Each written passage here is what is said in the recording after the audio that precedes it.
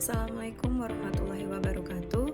Salam sejahtera bagi kita semua. Nama saya Masinta Srida Melahagu dengan NIM 126251010. Saya Yola Anggita Stiariska dengan NIM 124251002.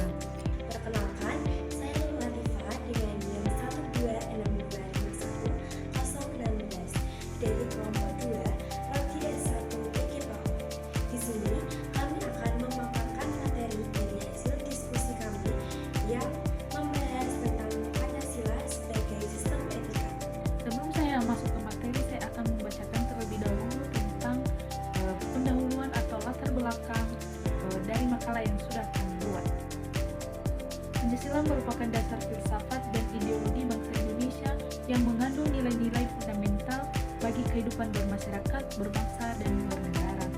Sebagai sumber dari segala hukum dan pedoman moral bangsa, Pancasila tidak hanya menjadi dasar penyelenggara negara, tapi juga merupakan sistem nilai dan sistematika yang memandu perilaku manusia Indonesia di dalam kehidupan sehari-hari. Dalam konteks kehidupan modern yang semakin kompleks, nilai-nilai moral seringkali mengalami pergeseran akibat kemajuan teknologi, globalisasi, dan pengaruh budaya asing.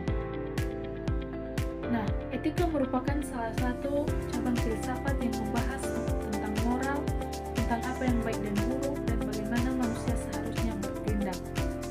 Dengan demikian, membicarakan Pancasila sebagai sistem etika berarti menempatkan Pancasila sebagai dasar moralitas dan pedoman peri kemanusiaan bagi Indonesia dalam segala aspek kehidupan. Nah, langsung saja ke pembahasan, di mana yang menjadi pembahasan saya teori-teori etika. Nah, teori-teori etika terbagi menjadi 4, yaitu teori utilitarisme, teori deontologi, teori hak, dan teori keutamaan. Nah, teori utilitarisme itu sendiri yaitu teori yang berasal dari kata Latin yaitu utilis yang berarti berguna atau bermanfaat.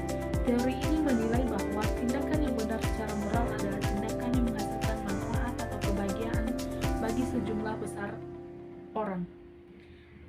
Nah, tokoh utama teori ini adalah Jeremy Bentham dan John Stuart Mill. Bentham menilai tindakan berdasarkan sejauh mana ia menambahkan kesenangan atau pleasure dan mengurangi penderitaan atau pain, sedangkan Mill menekankan bahwa kebahagiaan moral dan intelektual lebih tinggi nilainya daripada kesenangan fisik. Teori ini terbagi menjadi 2 bentuk, yaitu utilitarisme perbuatan atau act utilitarianis yang menilai setiap tindakan berdasarkan akibat maksudnya, dan utilitarisme aturan atau rule utilitarism yang menilai berdasarkan akutur umum yang jika diterapkan membawa manfaat besar bagi masyarakat. Nah, yang kedua, teori deontologi. Teori deontologi berasal dari kata Yunani yaitu deon yang berarti kewajiban.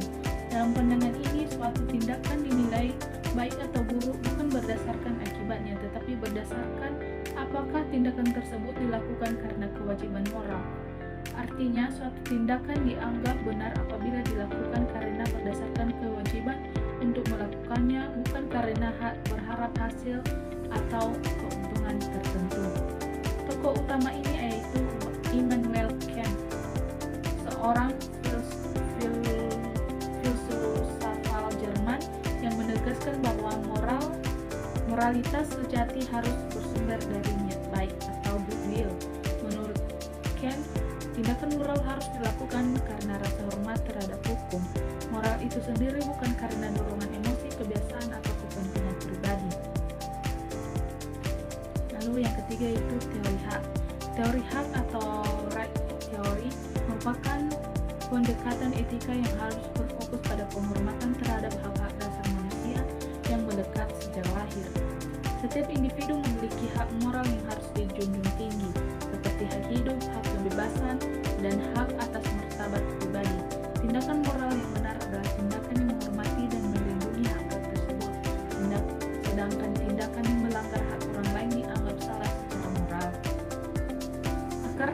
dapat ditelusuri dari pemikiran John Locke, filsuf Inggris yang menegaskan bahwa manusia dilahirkan secara dengan hak-hak atau natural right yang tidak boleh dicabut oleh siapapun, bahkan oleh negara. Pemikiran ini kemudian diperkuat oleh Immanuel Kant yang berpendapat bahwa manusia memiliki nilai intrik bagi manusia sebagai makhluk rasional, sehingga harus diperlakukan sebagai tujuan dalam dirinya sendiri. Nah, ini teori yang keempat yaitu teori keutamaan. Teori keutamaan atau virtue etik memiliki pendekatan yang berbeda dari teori-teori lainnya. Jika utilitarisme memiliki tindakan berdasarkan hasil dan teologi menilai berdasarkan kewajiban, maka teori keutamaan berfokus pada karakter dan kepribadian moral seseorang. Teori ini memandang bahwa tindakan yang baik muncul dari jiwa yang baik, artinya seseorang memiliki kebajikan atau keutamaan secara alami bertindak benar tanpa harus selalu mempertimbangkan aturan atau konsekuensi. Gagasan utama teori ini berasal dari Aristoteles dalam karyanya Nicomachean Ethics. Menurut Aristoteles, tujuan tertinggi manusia adalah mencapai eudaimonia, yaitu kebahagiaan sejati atau kehidupan yang baik. Kebahagiaan tersebut tidak diperoleh melalui kenikmatan sesaat, melainkan melalui pembentuk kebajikan atau virtue yang diperoleh berdasarkan kebiasaan bertindak baik. Aristoteles juga memperkenalkan konsep the golden mean atau jalan tengah, yakni bahwa setiap kebajikan adalah titik tengah antara dua ekstrim yang berlawanan. Misalnya, keberanian dalam keutamaan yang berada di antara sifat penakut, kekurangan, dan nekat kelebihan. Teori keutamaan menekankan bahwa pendidikan moral dan kebiasaan perilaku baik sangat penting dalam pembentukan karakter seseorang. Di sini saya akan melanjutkan presentasi dari kelompok kedua dan saya akan membahas tentang etika sebagai filsafat moral. Etika sebagai filsafat moral membahas prinsip-prinsip dasar yang menuntun manusia dalam menentukan tindakan yang salah maupun benar. Sebagai filsafat moral, etika menuntun manusia untuk berpikir kritis tentang tindakan mereka. Etika mengajarkan bahwa moralitas bukan sekedar kebiasaan atau aturan sosial, melainkan hasil dari kesadaran dan tanggung jawab manusia terhadap diri sendiri dan orang lain. Pancasila sebagai dasar negara mengandung nilai-nilai moral yang bersifat universal sekaligus partikular. Artinya, dapat diterima secara global, namun tetap mencerminkan kepribadian bangsa Indonesia. Oleh karena itu, etika Pancasila dapat disebut sebagai filsafat moral bangsa Indonesia, karena di dalamnya terkandung pandangan hidup dan pedoman moral yang khas. Selanjutnya saya akan membahas tentang sistem etika Pancasila. Etika adalah pedoman tentang baik dan buruk perilaku manusia. Tujuan diberlakukannya sistem etika Pancasila adalah agar tidak ada ketimpangan dalam etika dan dapat memiliki dasaran mana yang baik dan mana yang buruk dinilai dari segi nilai luhur bangsa.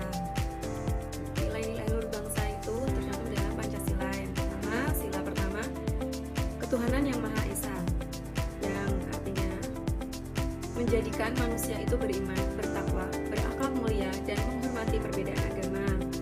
Kedua, kemanusiaan yang adil dan beradab. Maknanya, menjunjung martabat manusia, bersikap adil, sopan, dan menghargai sesama. Ketiga, persatuan Indonesia. Mencintai tanah air, mengutamakan kepentingan bangsa, dan menjaga persatuan. Empat, kerakyatan yang dipimpin oleh hikmat kebijaksanaan dalam permusyawaratan perwakilan. Mengutamakan musyawarah, menghargai pendapat, dan bersikap bijak dalam mengambil keputusan. Yang kelima, keadilan sosial bagi seluruh rakyat Indonesia. Tentunya harus berlaku adil, peduli sesama, dan mewujudkan kesejahteraan bersama. Fungsi Pancasila sebagai sistem etika adalah menjadi pedoman moral dan perilaku bangsa, menjadi dasar pembentukan hukum dan kebijakan negara, membentuk karakter dan kepribadian bangsa yang berakhlak mulia, serta menjadi alat pengendali sosial terhadap perilaku yang menyimpang. Contoh penerapan dalam kehidupan. Yang pertama, beribadah sesuai agama dan kepercayaan masing-masing, serta saling toleransi. Yang kedua, bersikap jujur, sopan, persatuan dan tidak menimbulkan perpecahan. Yang keempat, bermusyawarah untuk mencapai mufakat. Selanjutnya, saya akan memaparkan materi yang keempat, yaitu etika politik dan kesimpulan. Etika politik. Etika politik adalah bidang filsafat yang mempelajari bagaimana tindakan dan kebijakan politik harus selaras dengan nilai moral seperti keadilan, kejujuran, kemanusiaan, dan kesejahteraan umum. Dalam konteks Indonesia, Pancasila menjadi dasar moral dalam menyelenggarakan kehidupan politik. Etika Pancasila sendiri menekankan bahwa kekuasaan harus dijalankan secara bermoral, seperti mengutamakan kepentingan rakyat. Setiap sila menjadi prinsip moral politik. Yang pertama, ketuhanan yang Maha Esa. Politik harus dijalankan dengan kejujuran, integritas, dan nilai moral yang bersumber dari ajaran agama. Kemanusiaan yang adil dan beradab. Kebijakan politik harus menghormati martabat manusia, menjunjung hak asasi, dan menghindari diskriminasi. Yang ketiga, persatuan Indonesia. Praktik politik wajib menjaga persatuan bangsa dan menghindari tindakan yang mencegah belah kelompok masyarakat. Yang keempat, kerakyatan yang dipimpin oleh hikmat, kebijaksanaan dalam permusyawaratan perwakilan. Keputusan politik harus diambil melalui musyawarah, mengutamakan kebijaksanaan, dan mewakili suara rakyat. 5. Keadilan sosial bagi seluruh rakyat Indonesia. Politik harus diarahkan pada pemerataan kesejahteraan, pengurangan kesenjangan sosial, dan keadilan bagi seluruh rakyat Indonesia. Jadi, dari pemaparan yang sudah kami sampaikan, dapat diambil kesimpulan bahwa Pancasila sebagai sistem etika merupakan pedoman moral berdasarkan nilai luhur bangsa. Pancasila memudahkan berbagai teori etika, seperti utilitarisme, deontologi, teori hak, dan etika kebijakan. Setiap sila mengandung nilai moral universal yang menjadi dasar dalam bersikap, bertindak, serta membentuk keputusan di berbagai bidang kehidupan.